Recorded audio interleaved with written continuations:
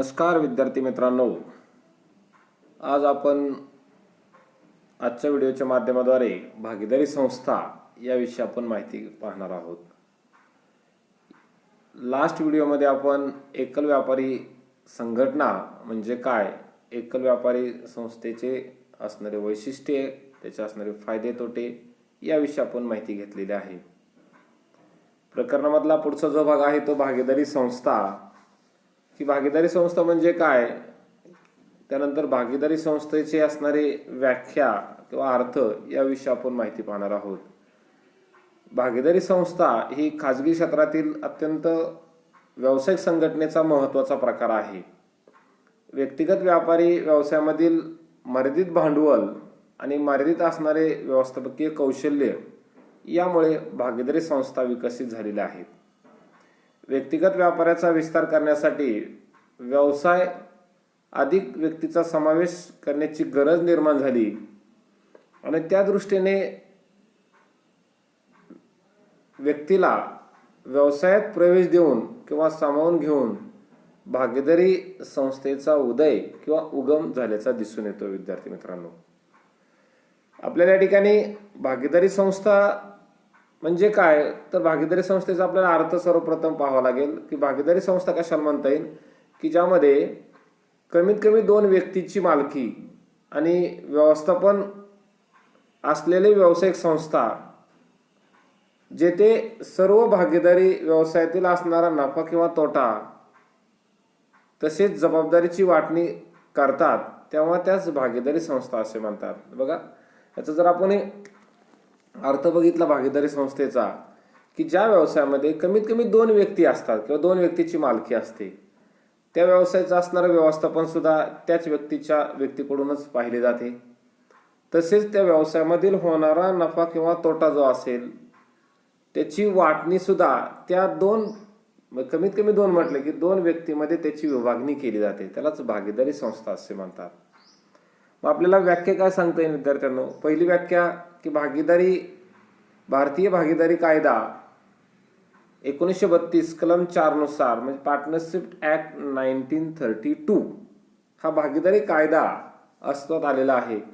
या कायद्यानुसार कलम 4 नुसार म्हटलेलं आहे की भागीदारी कायदा 1932 कलम 4 नुसार की सर्वतर्फे एकाने किंवा काहीने चालवलेल्या व्यवसायातील नफ्याची वाटणी आपापसात करण्याचे ज्या व्यक्तीने ठरवले असते अशा सर्व व्यक्तींच्या परस्परातील संबंधांना भागीदारी संस्था असे म्हणतात। बघा व्याख्या काय दिलेली, पार्टनरशिप ऍक्ट 1932 सीन 4 कलम 4 नुसार की सर्वांतर्फे म्हटलेलं आहे एकाने किंवा काहीने चालवलेल्या व्यवसायातील नफ्याची वाटणी आपापसात करण्याच्या ज्या व्यक्तीने ठरवलेलं असतं की जो काही नफा झालेला आहे तो नफा असणारे जेवढे काही भागीदार असतील त्यामध्ये विभागणी करतात, वाटप करून घेतात आणि त्या व्यक्तीच्या परस्परातील संबंधांना भागीदारी संस्था असे म्हणतात। दुसरी व्याख्या प्राध्यापक LH हॅने यांच्या मतानुसार की भागीदारी संस्था म्हणजे काय, तर करार करण्यास पात्र असलेल्या व्यक्तींनी नफा मिळवण्याच्या उद्देशाने कायदेशीर व्यवसाय समूहपणे करण्याचे ज्या व्यक्तींना मान्य असते अशा व्यक्तीमधील परस्पर संबंधांना भागीदारी संस्था असे म्हणतात किंवा भागीदारी असे म्हणतात। बघा दुसरी व्याख्या सुद्धा, त्या व्याख्येत जर आपण विभागणी केली तर आपल्या असं लक्षात येईल की करार करण्यास पात्र असलेले म्हटले की जे व्यक्ती करार करण्यास पात्र असते, करार करण्यास पात्र असलेल्या व्यक्तीने नफा मिळवण्याच्या उद्देशाने काय, तर त्यांचा हेतू किंवा उद्देश काय आहे तर नफा मिळवणे, की नफा मिळवण्याच्या उद्देशाने कायदेशीर व्यवसाय समूहपणे करण्याच्या ज्या व्यक्तींना मान्य असते की जो व्यवसाय आहे तो कायदेशीर करायचा आहे आणि त्या व्यक्तींना मान्य असते अशा व्यक्तीमधील परस्पर संबंधांना भागीदारी असे म्हणतात। मग या व्याख्येवरून काही महत्त्व आपल्याला त्यामध्ये सांगता येतील की महत्त्वाच्या संज्ञा की जसं असून परत व्याख्या दिलेली आहे की जसं ज्या लोकांनी भागीदार कशाला म्हणता येईल, आता भागीदार की ज्या लोकांनी एकमेकाशी भागीदारीचा करार केला असतो त्या व्यक्ती रित्या भागीदार असतात की जे व्यक्ती एकत्र आलेले आहेत, पहा एकत्र आलेले आहे, करार करून एकत्र आलेले आहेत, अशा ज्या व्यक्ती असतात त्यांनाच भागीदार असे म्हणतात. आणि भागीदारी संस्था कशाला म्हणता येईल की ज्या लोकांनी एकमेकाशी भागीदारीचा करार केलेला आहे आणि त्या सर्वांच्या मिळून होणाऱ्या संघटनेस, की सर्वांची काय होणार आहे की संघटना तयार होणार आहे, त्यास भागीदारी संस्था असे म्हणतात. भागीदाराचे नाव पुढे दिलेले आहे की भागीदाराचे नाव की ज्या व्यक्तीने भागीदारी व्यवसाय चालवला जातो त्यास भागीदाराचे नाव असे म्हणतात. आणि भागीदाराचा करार, हा करार लेखी स्वरूपात असतो. लेखी स्वरूपातील भागीदारी व्यवसायाच्या अटी आणि नियमांना भागीदारीचा करार असे म्हणतात. की अशा पद्धतीने आपल्या थोडक्यात व्याख्येचं विश्लेषण या ठिकाणी सांगता येईल. त्यानंतर महत्त्वाचा भाग भागीदारी संस्थेचे असणारे वैशिष्ट्ये, जसं आपण व्याख्यातच आता बघितलेलं आहे की वैशिष्ट्यामध्ये काय सांगता येईल आपल्याला की भागीदारी संस्थेचे असणारे वैशिष्ट्ये पुढील प्रमाणे की नंबर 1 करार. आता भागीदारी बघा, भागीदार म्हटलं की 2 किंवा 2 पेक्षा जास्त व्यक्ती म्हटलेलं आहे. मग जेव्हा 2 किंवा 2 पेक्षा जास्त व्यक्ती एकत्र येतात तेव्हा त्या दोघांमधील किंवा त्या व्यक्तीमधील ॲग्रीमेंट होत असतं, त्याला करार असं म्हटलेलं आहे. ही करार की 2 किंवा अधिक व्यक्तीमधील कराराने भागीदारी संस्थेची निर्मिती होते, भागीदारीची निर्मिती होते. या व्यक्तींना नफा मिळवण्यासाठी भागीदारी व्यवसाय करतात. भागीदारामध्ये करार हा लेखी किंवा तोंडी असू शकतो, परंतु शक्यतो करार हा लेखी असणे अधिक सोयीचे असते. की करार हा शक्यतो लेखीच असला पाहिजे, तोंडी असण्यापेक्षा लेखी असला पाहिजे. दुसरं वैशिष्ट्य संयुक्त मालकी की भागीदारीमध्ये असणारी जी मालकी आहे विद्यार्थ्यांनो, तर त्या संयुक्त असणारे, दोघांचे असणारे, एकटेचे असणारे का जर 2 भागीदार असतील, समजा अ आणि ब नावाचे भागीदार आहेत, तर मालकी काय असणार आहे, अ ची जेवढी आहे तेवढीच ब ची सुद्धा असणार आहे. म्हणजे भागीदारामध्ये सर्व भागीदाराची संयुक्त मालकी असते. भागीदार हा केवळ व्यावसायिक हेतूसाठी व्यवसायाची मालमत्ता वापरत असतात, स्वतःच्या उपभोगाकरता व्यावसायिक मालमत्ता वापरत नाहीत. तिसरं वैशिष्ट्य संयुक्त व्यवस्थापन की प्रत्येक भागीदाराला भागीदारी व्यवसायाच्या व्यवस्थापनामध्ये सक्रिय सहभाग घेण्याचा अधिकार असतो. कारण त्यांनी स्वतःचा व्यवसाय आहे, त्यामुळे स्वतःचा व्यवसाय असल्यामुळे तो निश्चितच सक्रिय त्यामध्ये सहभागी होत असतो.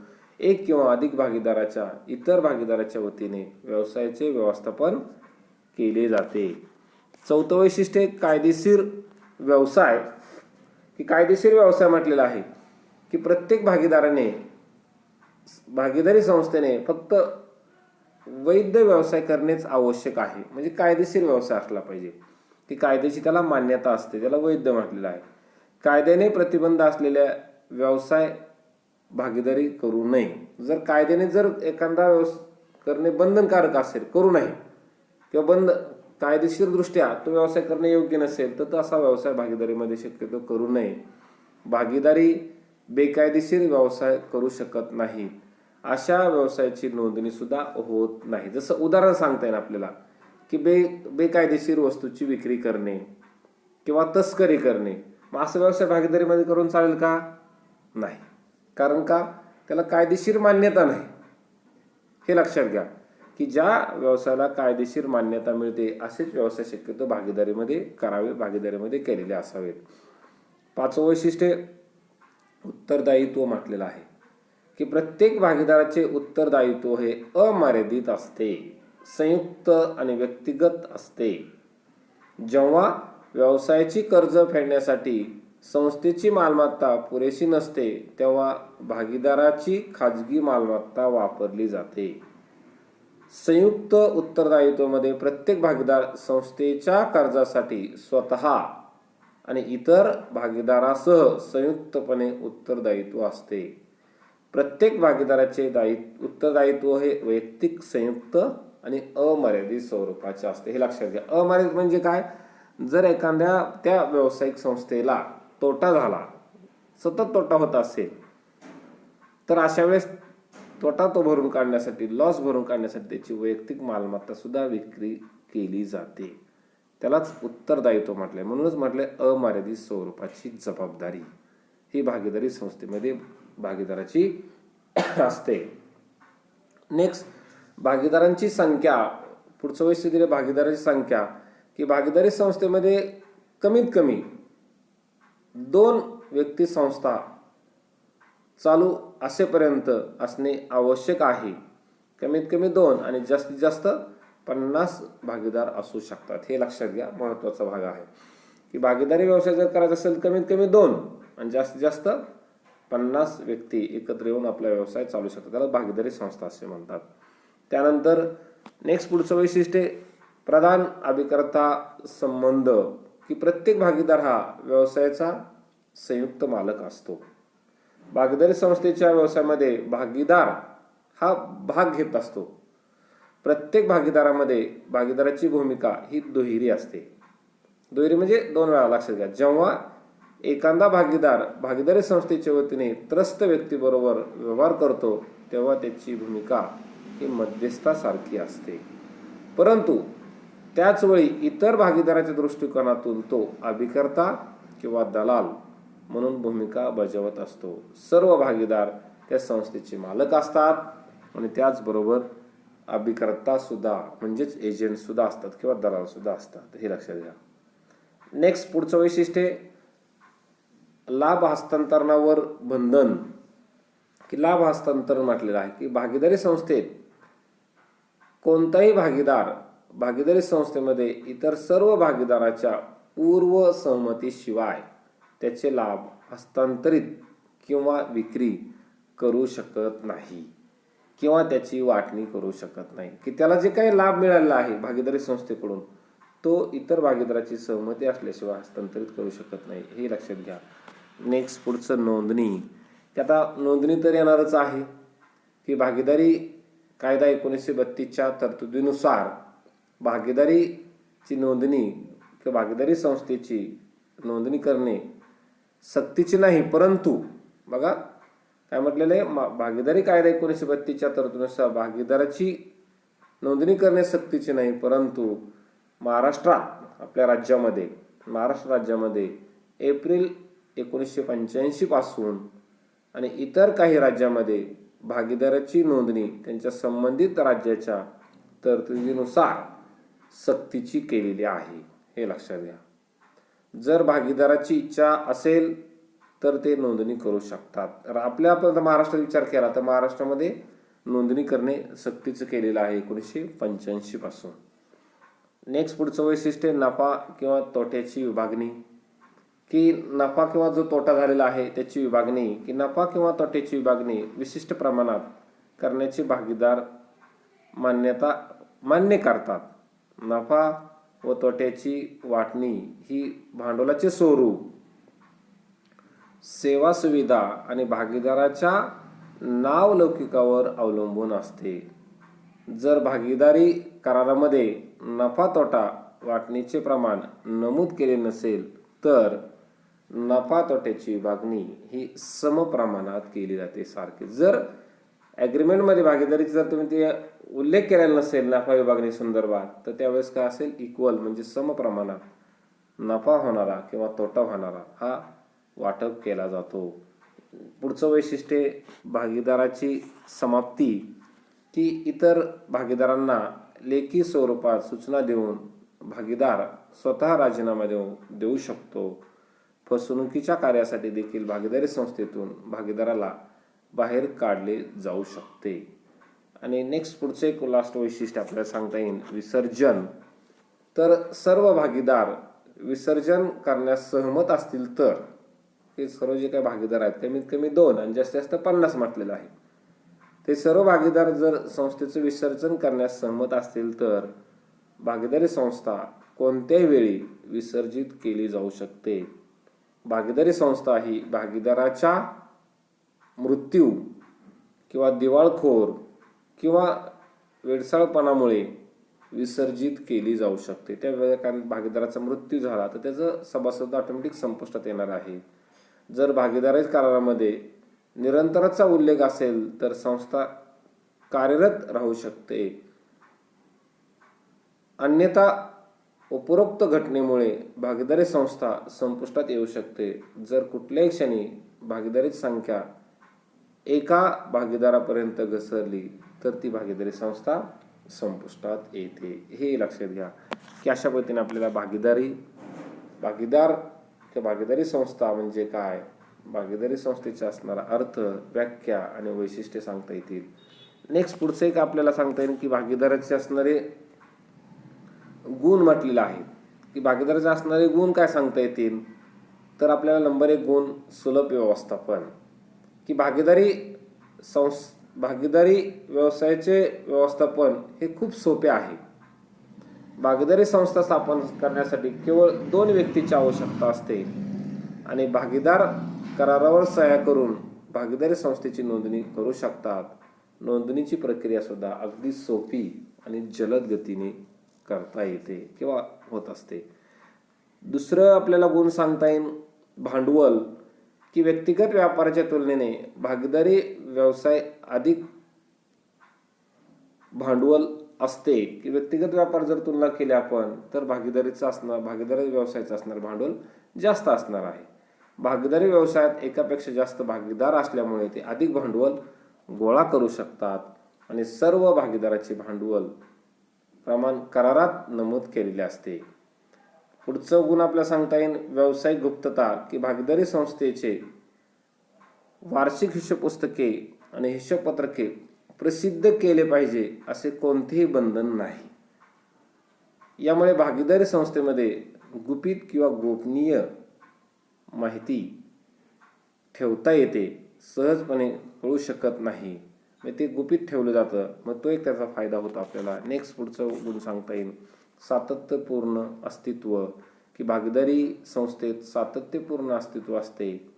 भागीदाराचा मृत्यू झाल्यानंतर, दिवाळखोरपणानंतर, वेडसरपणानंतर देखील भागीदारी विद्यमान भागीदाराद्वारे चालवली जाऊ शकते. भागीदाराच्या करारादरम्यान पण तशी तरतूद असावी लागते, नाहीतर नवीन करार करावा लागतो. पुढचं गुण सांगता येईल कार्यातील लवचिकता, की भागीदारी व्यवसाय हा लवचिक आहे. भागीदारी आवश्यकतेनुसार व्यवसायात बदल करू शकतात. बदलत्या परिस्थितीनुसार भागीदारी करार देखील बदलू शकतो.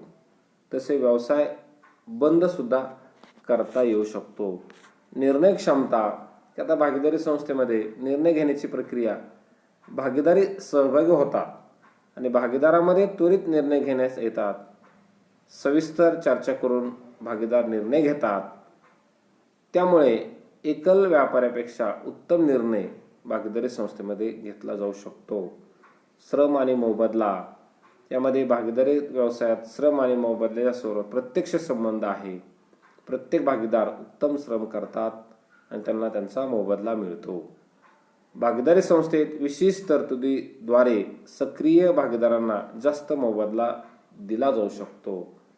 पुढचं आपल्याला सांगता येईल नावलौकिक म्हटलेलं आहे, की ज्यामध्ये नावलौकिक ज्याला आपण म्हणतो, नावलौकिक म्हणजे भागीदारी व्यवसायाचे आर्थिक मूल्यमापन होय, की बाजारातील चांगल्या सेवा, ग्राहकांना दिल्या जाणाऱ्या उत्तम सेवा, गुणवत्तापूर्ण सेवा इत्यादीमुळे प्रत्येक भागीदारामुळे संस्थेच्या नावलौकिकामध्ये वाढ होते. म्हणजे नावलौकिक म्हणजे गुडविल, त्या भागीदारी संस्थेची गुडविल निर्माण होते. सर्वसामान्यपणे भागीदाराच्या प्रवेशाच्या वेळी भागीदाराने नावलौकिक म्हणून काही रक्कम आणावी लागते. आणि नेक्स्ट पुढचं लास्ट एक सांगता येईल आपल्याला, की तज्ज्ञांचा सहभाग. भागीदारी व्यवसायात काही भागीदार वित्त, तंत्रज्ञान, विपणन यासारख्या विविध कौशल्यामध्ये तज्ज्ञ असतात. त्यामुळे भागीदारी संस्थेला अधिक नफा होऊ शकतो. भागीदारी संस्थेची कार्यक्षमता वाढीस लागते, की अशा पद्धतीने आपल्याला भागीदारी संस्थेचे असणारे गुणही सांगता येतील. परंतु ज्याप्रमाणे काही गुण आहेत तसेच भागीदारी संस्थेचे काही दोष सुद्धा आहेत, पण दोष आपण नेक्स्ट व्हिडिओमध्ये पाहणार आहोत. इथंच आजच्या व्हिडिओमध्ये थांबतोय. Good day.